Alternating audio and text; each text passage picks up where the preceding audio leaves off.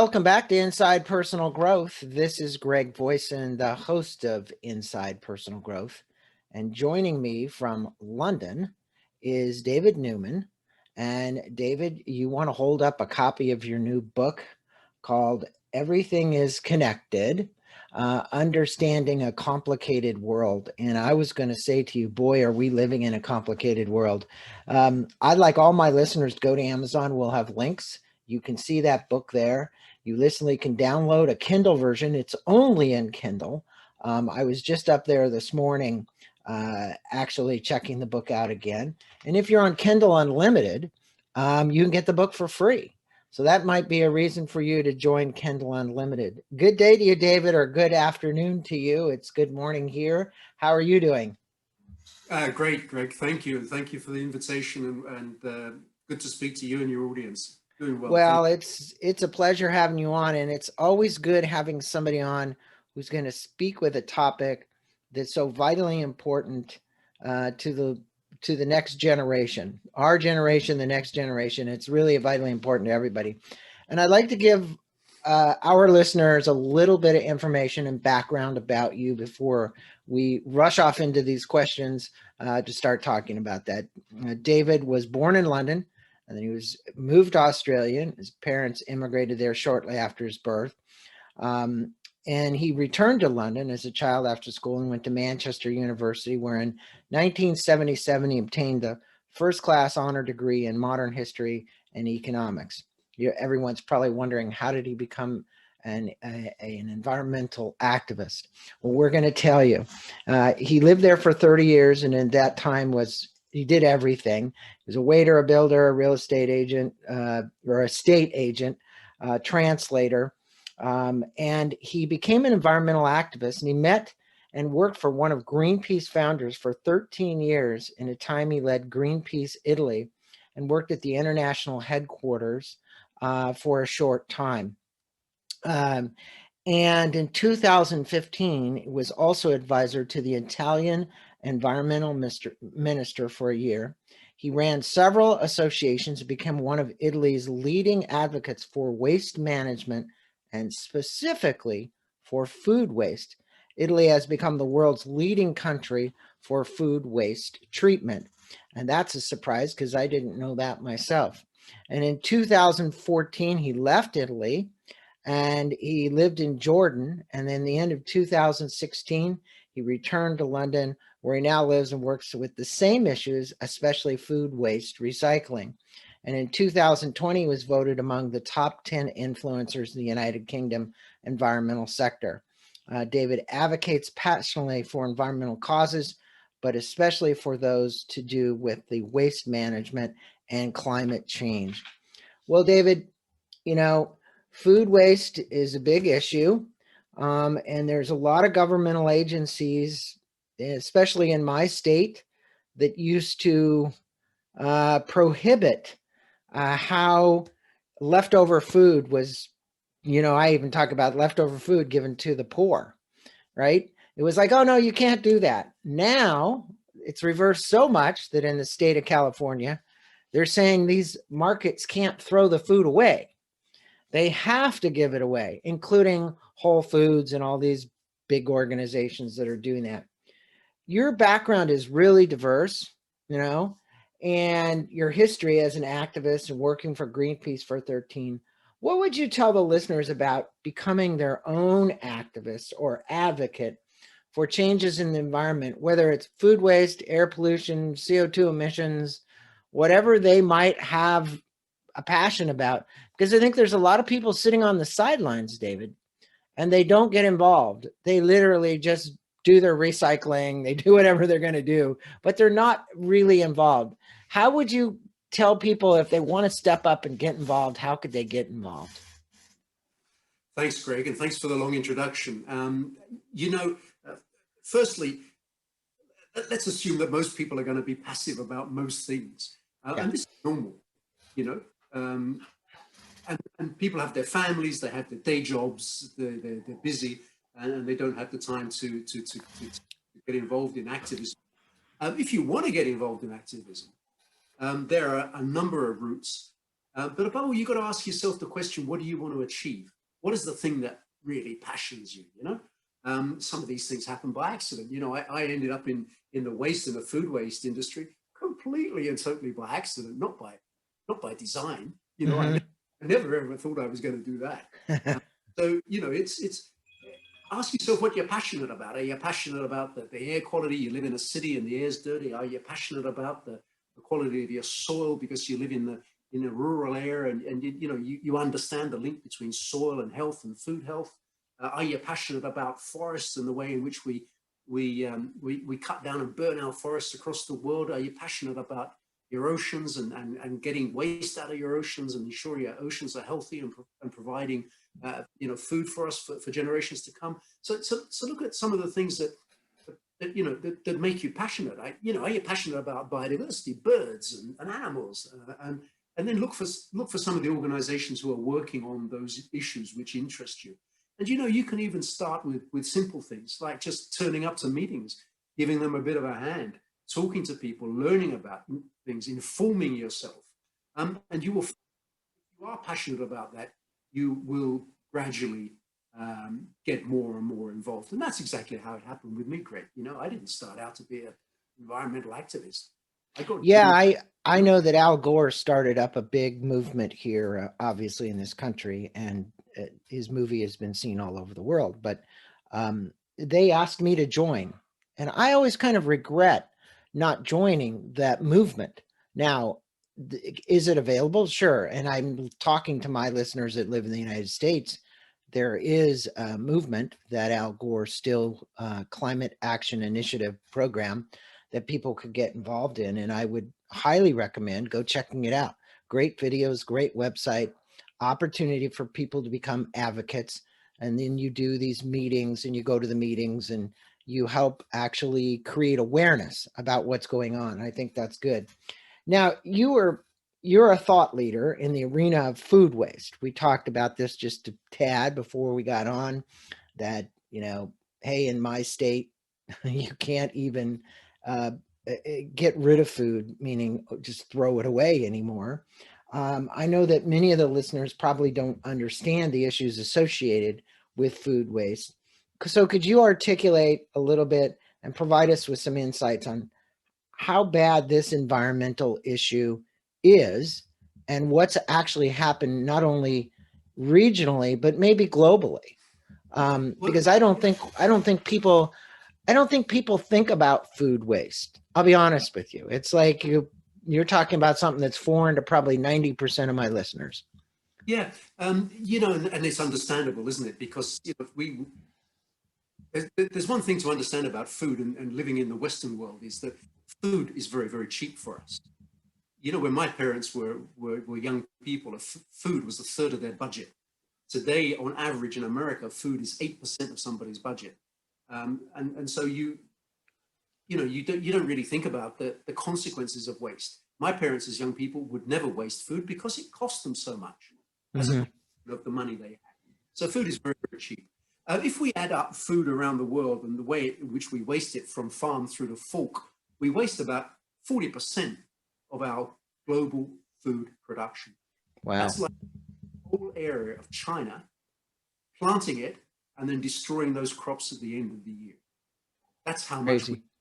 yeah, crazy. And if we were to measure that in terms of the greenhouse gases, in terms of the water, in terms of the energy, in terms of the cost, etc., it's enormous. It's the third single biggest element of greenhouse gases. If we were to China, the United States, food waste would be the third biggest producer of greenhouse gases in the world. That's how big a problem it is. Wow. Wow. So, what is it that you did, and how do you help, or did you help as an advocate and somebody who worked in the governments in Italy to help with food waste? What specific actions did you take or implement or come up and invent? What are some of the new things that are going on around food waste? Okay, well, there's Italy started out before anybody else, and not just because I was there, but because there are a lot of good people working on this issue 20 years ago, who understood that if you collected food waste and you separately collected it and you treated it, you made compost from it, and you put that compost back to soil, you would create a lot of virtuous cycles and at the same time stop a lot of those greenhouse gas emissions going into the atmosphere. And so this is what we started to do 20 years ago, and that requires a whole series of laws, it requires investments, and it requires plants, etc. And a lot of companies have started, a lot of countries have started to catch up on that. You know, California has its own organics recycling program. And New York, for example, the New York State has now banned organics to landfill, and there's organics recycling programs going on there. And what we found, Greg, is that the more you get people to recycle their food waste back to composting, the less food waste they actually produce. Because they see it, they can measure it, they can understand it. Well, let's delineate for a second, David. I think it's important what you're talking about. I think for our listeners and even for me, food waste comes in two ways: stuff you don't eat off the table that you throw into a garbage can or into the disposal. In our country, garbage disposals, I know in some countries there aren't as many, right? Or I'm talking about too the food waste that farmers overproduce, and there's a lot of extra tomatoes or carrots or whatever it might be. Now, it depends on how you look at that at food waste. In some cases, we see where they plow it under, and it never gets into anybody's hands. So maybe I'm a little bit off here, but to me, both of those are wasteful. And I'm wondering, are you working on both sides of the aisle? Sure, I work on the end of the pipeline. You know, what happens when you've got it into a restaurant, or you got it into a cafe, or into your home, and you've got stuff that's gone rotten, or you've got banana peels, or you've got leftovers on your plate, and that is millions and millions and millions of tons.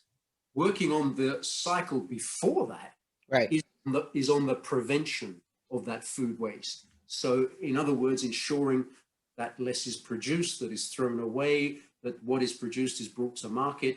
You know, in developing countries, a hell of a lot of food waste happens simply because they don't have refrigerated transport.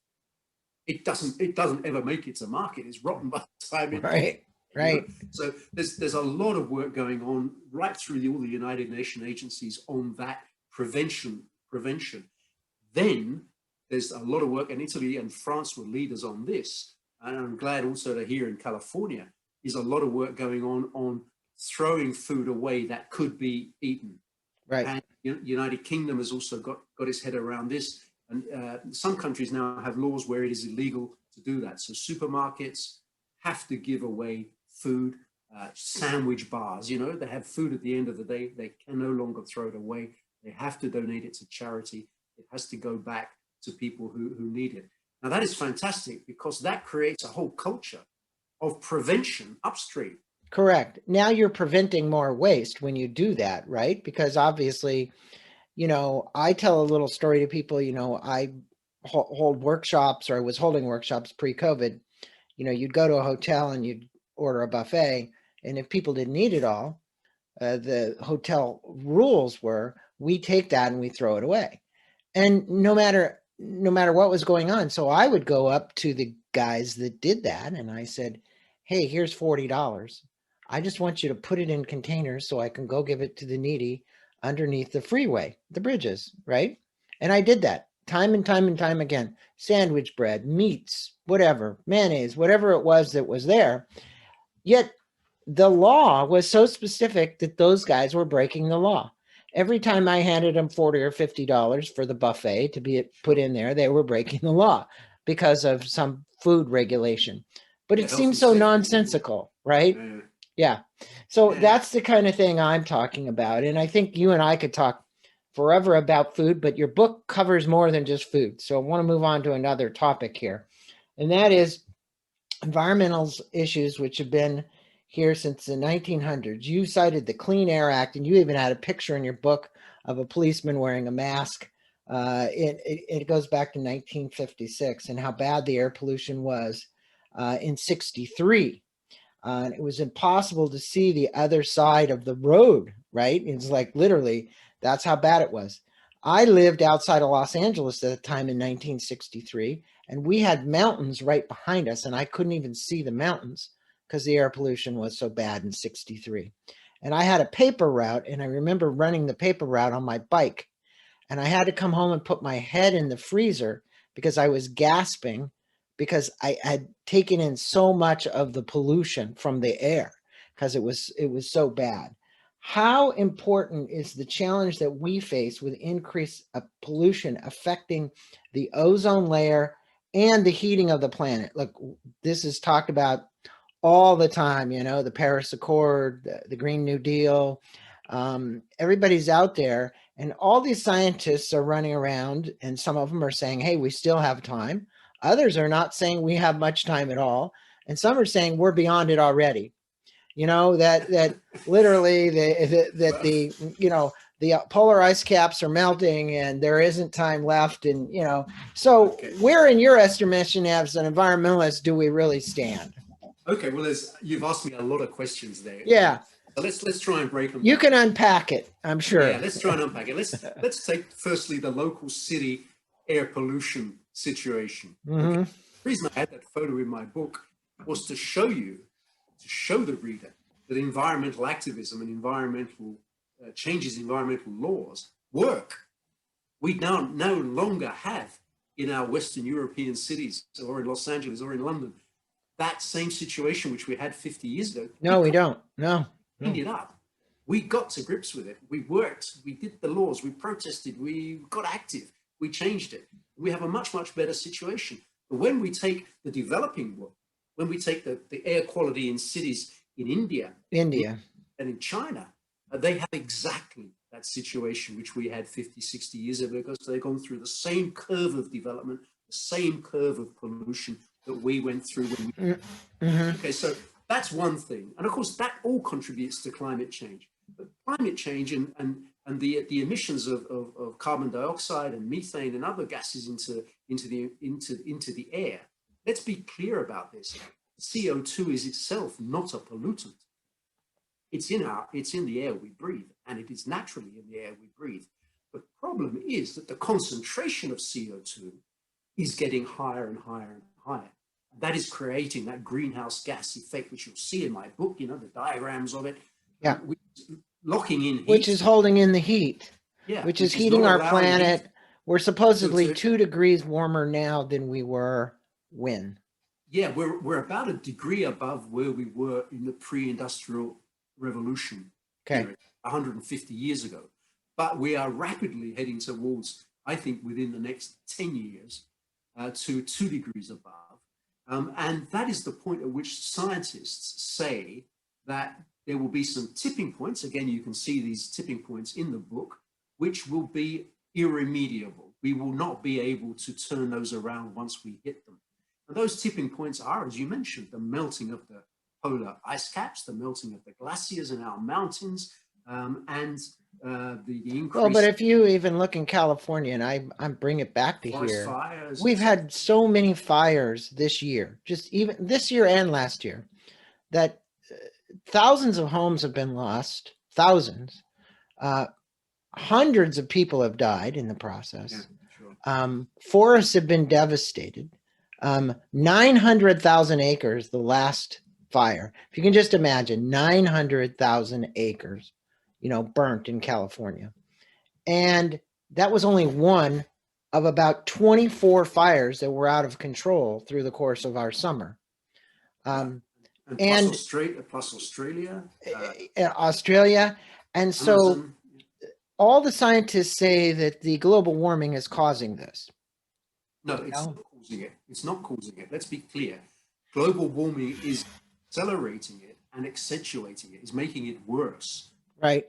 But when I was a child and we were living in northern Queensland in Australia, I remember at night going to bed, looking at the hills around our town burning. Right. That's 60 years ago. Okay. So these things happened always in nature. But what has got worse is that because we are increasing the temperature of our planet, we are increasing the intensity and the scale at which these things happen. Mm-hmm. And therefore we reach these tipping points, Greg, where it becomes impossible to stop them. And we are getting very, very close to that. Let me make a point about the scientists, because there's a lot of skepticism, particularly in your country, about the science behind climate change. Well, the science behind climate change includes scientists from every single country in the world. And when these reports come out from the United Nations Change Secretariat, they come off signed by every single country in the world. Okay, and that includes, until last year, it included scientists of the United States, but also Saudi Arabia or Venezuela or other, oil producing countries. So there is when these reports come out from the United Nations, they are totally consensual. There is total consensus on it. So what we are getting from the scientists actually is possibly not the worst case scenario, because what they are often writing is compromised by politics. Right. It could well be that actually the acceleration is faster than we are told. Well, the thing that you said to me when we did our pre-interview before this interview, and is apparent in the book, is personally you're an optimist. And I wouldn't say that that's contrary. I would say there's a lot of people in your position are optimists. And it comes to the environment. How can the technology and awareness about these issues help us solve many of environmental issues that we're faced with? Look, technology is speeding up. We know it's, you look at electric cars, you cited that. You put a picture of a Tesla in your book, right? We have solar power now. We have wind power now. We have one of the biggest corporations in the world in the United States dedicating $200 billion, and that's Amazon, Jeff Bezos, to environmental all-electric vehicles. Everything that he drives now is going to be an electric vehicle by 2025. When you have advocates like that stepping up, that makes a huge difference. It sets the pace for many other organizations to follow. What fuels your optimism? Because when you and I were on the phone in the first interview, you said, you said to me, well, it isn't doom and gloom. No, listen, we are accelerating climate change faster than I think we understand. At the same time, we have all the technologies and increasingly all the capital, which is critical because the book is about money. All of the capital that we need to turn that around.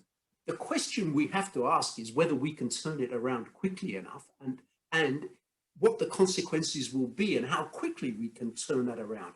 My optimism derives from the fact that we do today have all the technologies that we need.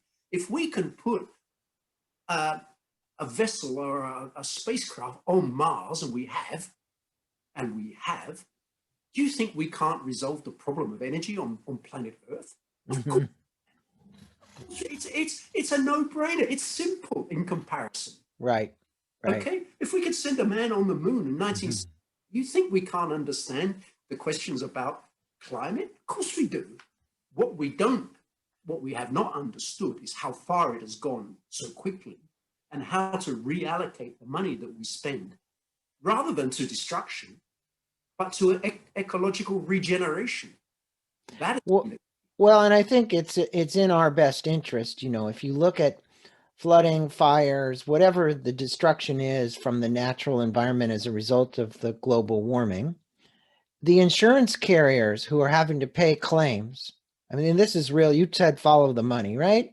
So look, the amount of money that needs to be allocated is a pittance in comparison to what the destruction actually could be. Okay?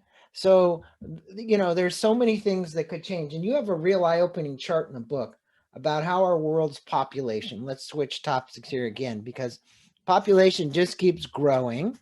The death rate and the population increase rate is obviously kind of outpacing in those third world countries.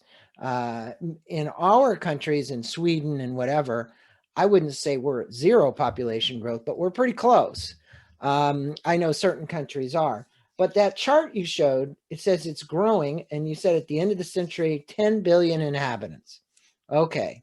Maybe we're going to be 10 billion inhabitants. Since my book was published, new analysis has been made of population growth, which is slightly somewhat lower than that, around 9.5 billion inhabitants. But But what we've seen over the last year is a dramatic, now evidence of dramatic decline in birth rates, even in developing countries. Mm-hmm. What is going to happen? The city of Lagos in Nigeria is today about 15 million people. By the end of this century, the projection is that it will be 100 million people. Wow. The city of Lagos alone will be bigger than Germany, for example. Okay? Wow. No, so that you have that curve, which is almost irreversible because, of course, you have so many young people, they will procreate. Mm-hmm. Okay? Then you have the whole situation, which if you take almost all of Europe, except possibly Great Britain, the population is already in decline from Right. Spain to Portugal through to Italy, and dramatically in decline in Eastern Europe. Eastern Europe will fall, 25% of the population of Eastern Europe will disappear by 2050. And in decline in Japan as well, right? Japan, even Japan's having a problem economically taking care of the old people because there aren't enough younger people to pay into the system, right? and even in China, you've seen the effect of the one-child family is now a Right. falling population. Right. So, let's get this again into proportion. You have, Africa, the population is booming. The rest of the world, this is no longer the case. So I'm optimistic on this because, humanity, and you'll see this in one of the first chapters of the book, humanity is a great success story, Greg. When I was a kid, and you're not a dissimilar age to me, the population was around about 3.5 billion. We're over 1 billion today. We no longer have famines. We have managed to feed 90% of our population. We managed to give them schooling, healthcare, access to technology, access to communications. Wow, what a goddamn success story. If you look back 50 years ago and said, this is what's going to happen, you would have thought, he's crazy. Yeah, I agree with you. In my 66 years, I've seen a lot. I mean, I still am. I'm in one of his books, actually, a big follower of Buckminster Fuller. And he used to say that if you would spend less money on weaponry and more money on basically putting it back in, because if you look at how much money we spend on defense, the amount of money that goes into that, and more money on livingry is what he used to say. He's kind of a crazy guy, right? A geodesic dome guy. But if you think about what the United States just puts into defense, or all the defense budgets worldwide, and you put that into feeding people and clothing people and giving people schooling and whatever, the kind of, I wouldn't say utopia, but heading toward a totally different world than what we've got today, right? I think we should stop beating ourselves up and stop feeling guilty about the world we have today, because it's a fantastic world. We live in a magnificent time to be a human being. Yeah. The golden age of humanity. Now, having said that, we have a lot of poor people. We have a lot of uneducated people. We have a lot of disadvantaged people. We have a lot of exploited people. Hey, we always had them, by the way. That's not new. They were always there. Yeah. What the difference is today in 2020, between 2020 and 1920, is that we are conscious of that, and we work together as a global international community to try to resolve some of those issues. That's fundamentally different. 100 years ago, we went to war. Today, we don't like each other necessarily all the time, but we don't go out and kill each other. Right. Right. We try to collaborate. And that's the fundamental difference. When you come down to your money and your spending, my last chapter in the book on how we spend our money and how we allocate it, and the money that we need to do the things that we should be doing, it's got to come out of misallocating our spending in stupid weaponry and stupid military expenses, which, by the way, we're never ever going to be able to use. Yeah, we're not using, you're right, we are not, and you had a great story in the book about Eleanor Roosevelt. I didn't know that. And this was regarding the UN passing the Universal Declaration of Human Rights in December 1948. You go on to say that it was inspired by her. Why is this declaration about our human rights so important? What has it done in uniting our governmental organizations worldwide? And if you would speak about the Sustainable Development Goals, you had that in the book as well. Yeah, it complex issues, but let's try to simplify them for the listeners. Eleanor Roosevelt, after her husband FDR died, didn't stop. And she was really an inspirational figure and worked extraordinarily hard at a time when women were not in politics. Forget, 1948, women were not involved in politics generally. To get that Universal Declaration of Human Rights put through, and even countries, the Soviet Union or Chinese, communist China had absolutely no intention whatsoever of even abiding by the first line of it, but they signed it.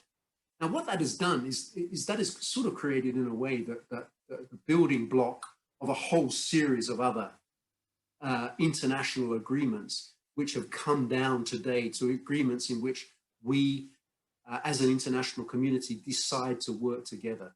And the Sustainable Development Goals are the latest iteration of those agreements, which we have decided as an international community. Every country signed up to this a few years ago, that by 2030, we would do a whole series of things: improve the gender equality, improve the quality of our air, our water, our soils, improve access to education, healthcare, etc.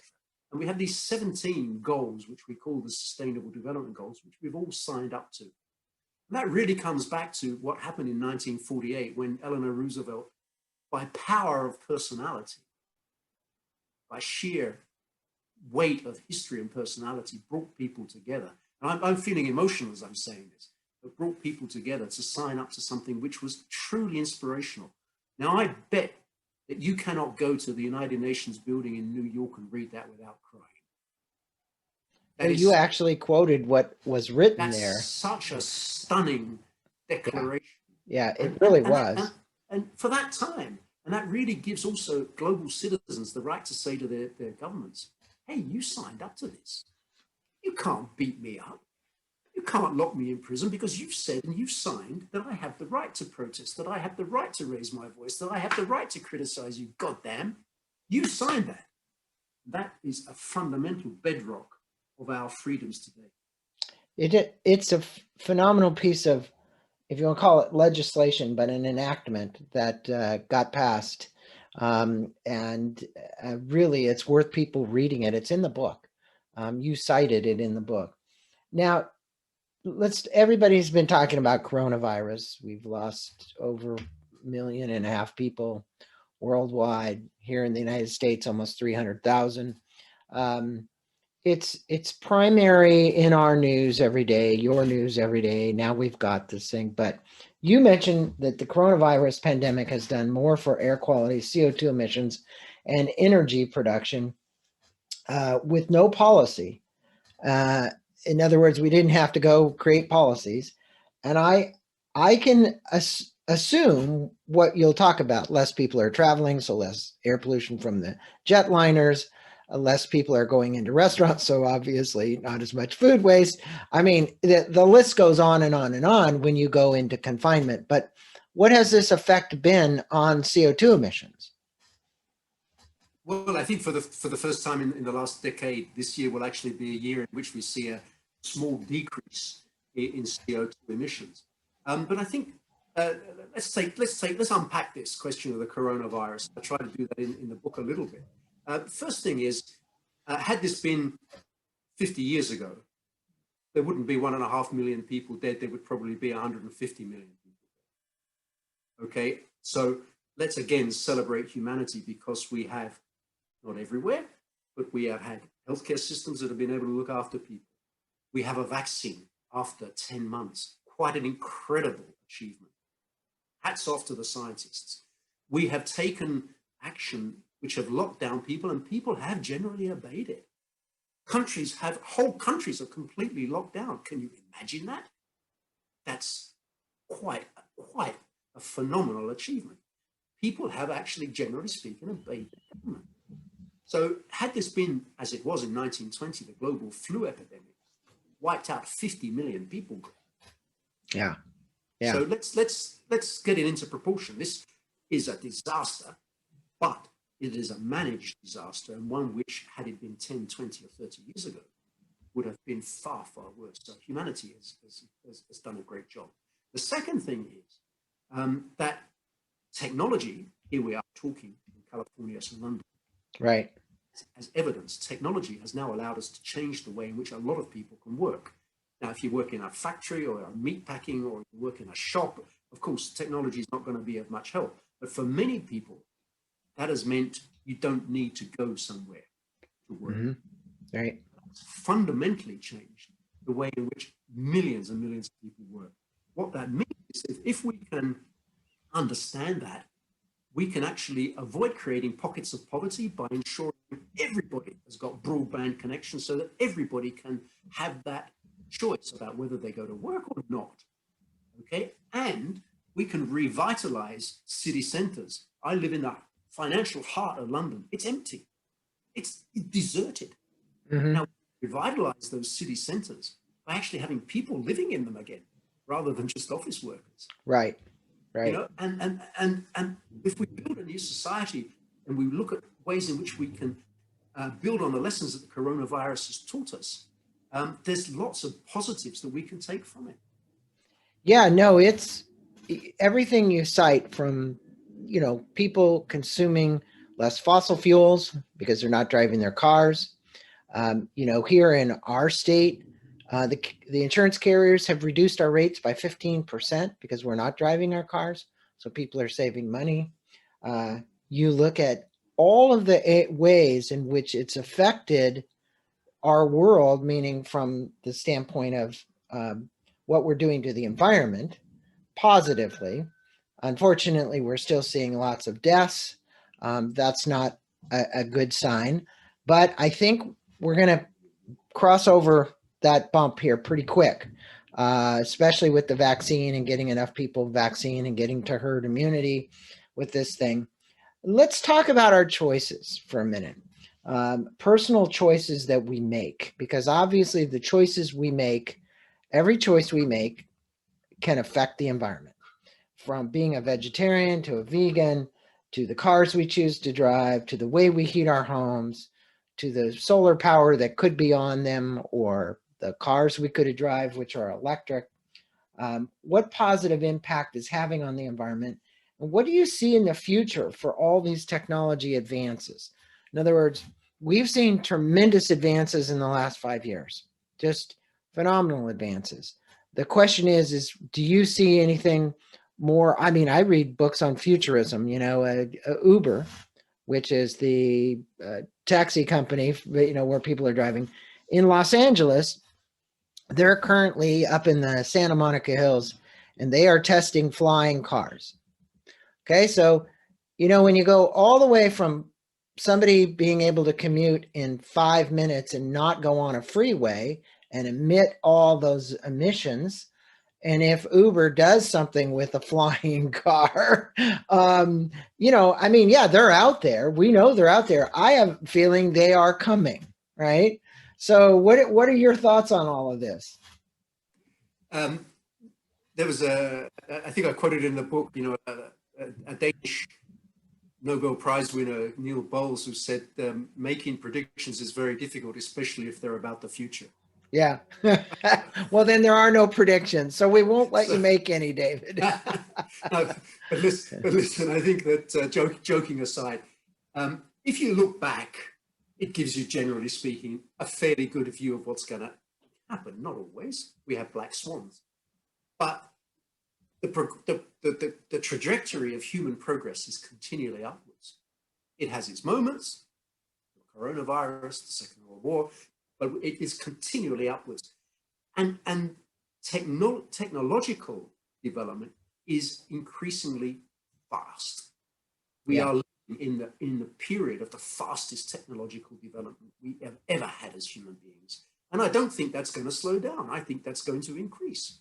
Now, I don't know what's coming around the corner, but what I do know that's coming around the corner is going to be exciting. It's going to be probably, in terms of our impact upon the planet, better than some of the things we do today, because we're all aware of those impacts. Yeah.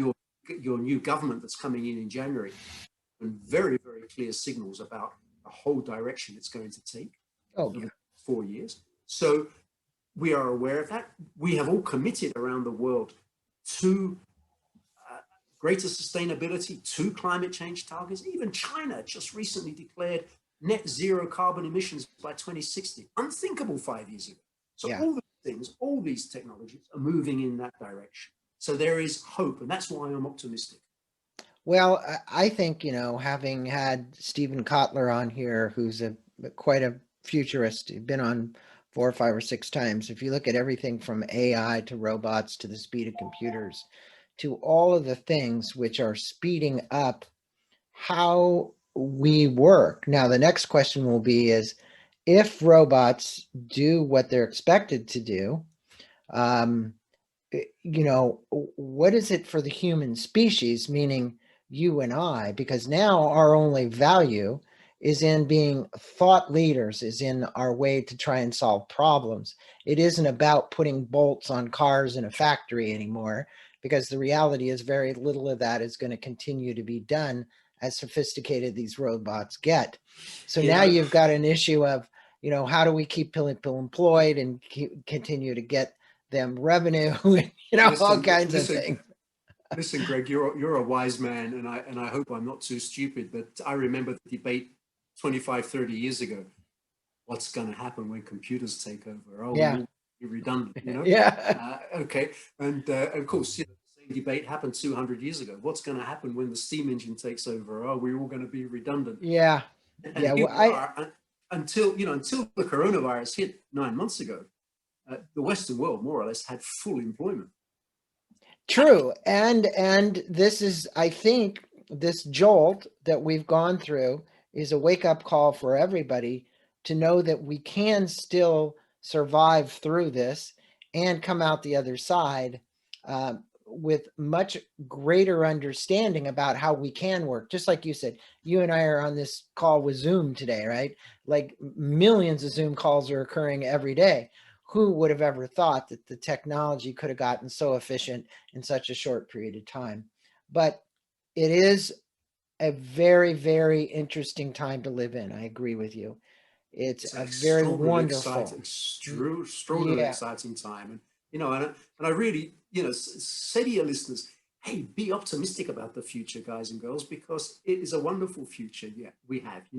I Um, agree with you. And, if you were going to leave the listeners with 3 positive actions that they could take away from your book, from our interview today, what would be the reason you want them to be optimistic and less pessimistic about the future as global citizens, right? Not as just citizens in their own little county, but as global citizens from a big picture standpoint. well, I thought about this, and I actually had to think a lot about this because that's a tough question. And I actually had to write some things down. But I'm not even going to refer to what I wrote down because I'm going to answer differently to the answers that I thought I was going to give you. And the first answer is that the coronavirus has shown, just as the global economy before that showed that we are all completely connected. Everything we do, from the moment we get up in the morning to the moment we go to bed at night, is connected to something happening somewhere else on the planet, whether it's through the products that we have bought that have traveled around the planet to us, it's through the energy we consume, whether it's through the air we breathe, the food we eat, the wine we drink. We are all connected. And that is something to celebrate because that is actually new. That's the last century out of the Right. hundreds of years human beings have been on the planet. That is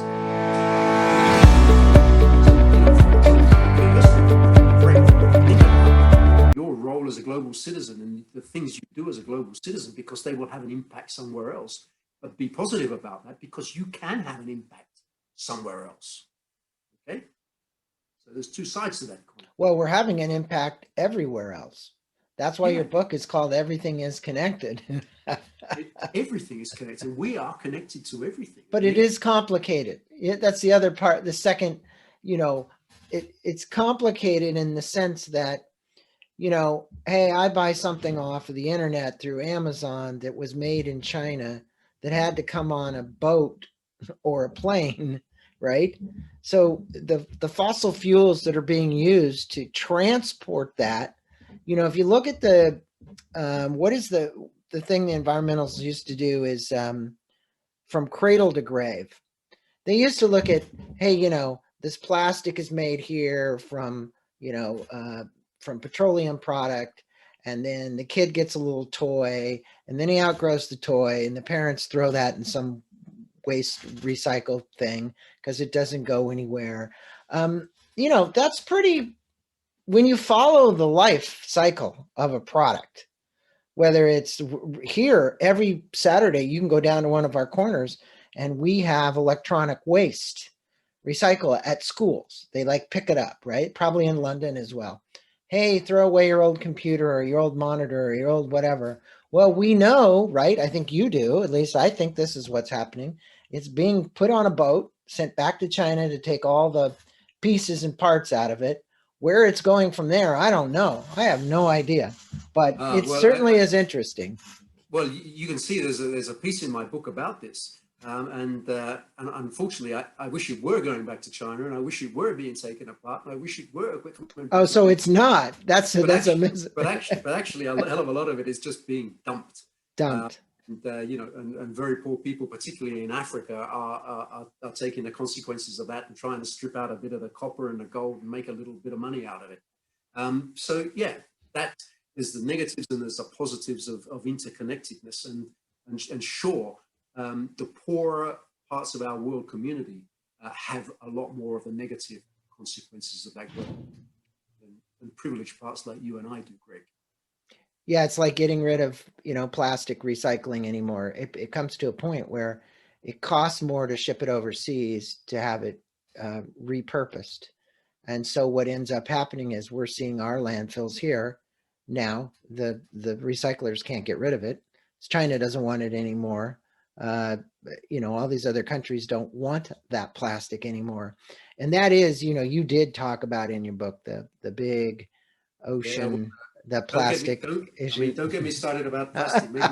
Maybe we can do another webinar just we on probably plastic, should do another webinar around the garbage patch that's out in the ocean. It's how many miles wide is it now? Oh, hundreds. But the problem with the plastics industry, of course, is that for decades, there's known full well that every piece of plastic that goes into the environment is never going to be recycled. I had this conversation, not to interrupt you, but I had this conversation with my wife walking. It's like, when you go to buy something, whether it's at Costco or Amazon or wherever, and you open it up and there's a box and then inside of it is a shrink wrapped something. And then you've got to cut that. And then that's going to end up. And I'm like, why are they not thinking through packaging better than they are? I mean, it's not necessary for it to have these 5 layers of plastic you've got to get through to get it out. It just aggravates me. Well, there's just one answer, Greg, because it's the cheapest way of doing it. Yeah, there you go. Money. Follow the money again. It's the cheapest way of doing it. There's no environmental cost to doing that. Well, we should have you back on to talk about the garbage patch out in the ocean and the plastic pollution, because it is an issue. In the ocean, but your book is an eye opener for anybody. I'm going to recommend everybody. We're going to have a link to Amazon, so you can go up and get the Kindle version. This book is not in a paperback version, and that's a good reason. He didn't want to mess up with the environment anymore. You don't have to cut down another tree to get a book. You virtually can have this just electronically. And there is obviously a little bit of an environmental impact when everybody uses the internet because of the resources it uses to download the book. It just depends on how crazy you want to get. But he did do it the most environmentally sensitive way. So for all my listeners, you'll see a link. It will take you to Amazon to go get this book. I would highly recommend that you pick it up. David, it's been a pleasure having you on. Everything is connected. Thank you for spending the time with us today and informing our listeners not only about your book, but many of the issues that we currently face. And more importantly, about leaving everybody on an upbeat, positive note, not being a pessimist about where it's going. We're living in wonderful times and embrace it. So thanks for being on. Thank you, Greg, and thank you to all your listeners for being with us.